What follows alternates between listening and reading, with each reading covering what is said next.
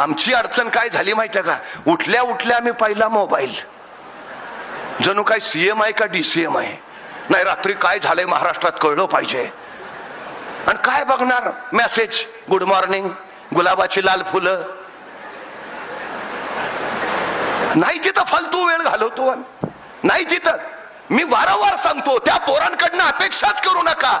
ज्या पोरांच्या आई बापाच्या हातात मोबाईल आहे त्यांच्या पोरांच्या हातात मोबाईलच असणार. तुम्ही पुस्तक यायची अपेक्षा करूच नका. आई बापाच्या हातात पुस्तक आलं ना, पोरांच्या हातात आपोआप पुस्तक येतं. सगळ्यात महत्वाची गोष्ट आहे ती. सगळ्यात आमची अडचण ती झाली आहे. मला एका प्रश्नाचं उत्तर द्या. ऑडी, मर्सिडीज, रेंज रोवर या गाड्यांच्या जाहिराती तुम्ही कधी टीव्हीवर बघितल्यात का? नाही. मोबाईलवर स्क्रोलिंग करताना कधी ऑडीची जाहिरात तुम्हाला दिसलीये का? नाही. का नसतात माहिती आहे? टीव्ही बघत फालतू वेळ घालवणारे ऑडी घ्यायच्या पात्रतेचेच नसतात हे त्या कंपनीला माहिती आहे.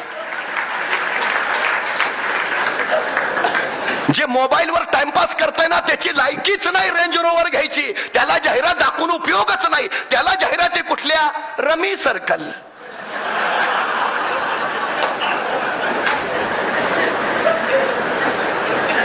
कोण आहोत आपण? आमची अडचण सगळ्यात मोठी ती झाली हो. अहो, काही दिवसांनी शहरामध्ये मोबाईल डिटॉक्स सेंटर उभा करावे लागणार आहेत. पूर्वी लोक मागणी करायचे, आमच्या प्रभागात एखादी बाग हवी आहे. काही दिवसांनी शेट्टी साहेब लोक मागणी करतील, आमच्या प्रभागात मोबाईल डिटॉक्स सेंटर पाहिजे. मोबाईल डिटॉक्स सेंटर याचा अर्थ ज्या भागात मोबाईलला रेंज येत नाही अशी जागा.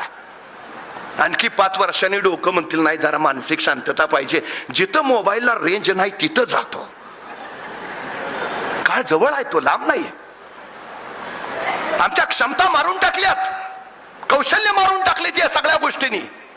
मी परवा एका मुलाला सहज विचारलं, का रे 100 मीटर पळशील का?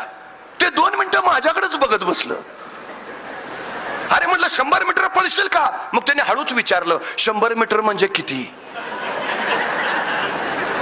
मला लक्षात आलं काय झालं. मी त्याला विचारलं, तू काय खेळ खेळतोस का? नाही म्हणला, सगळे खेळ खेळतो, क्रिकेट खेळतो, फुटबॉल खेळतो, हॉलीबॉल खेळतो, बॅडमिंटन खेळतो. म्हटलं मग एवढे सगळे खेळ खेळतो, दिवसभर मैदानावरच असतोस का काय? तो म्हटला मैदानावर नाही, मोबाईलवर खेळतो. म्हटलं मग बरोबर आहे, तुला 100 मीटर काढणारच नाही.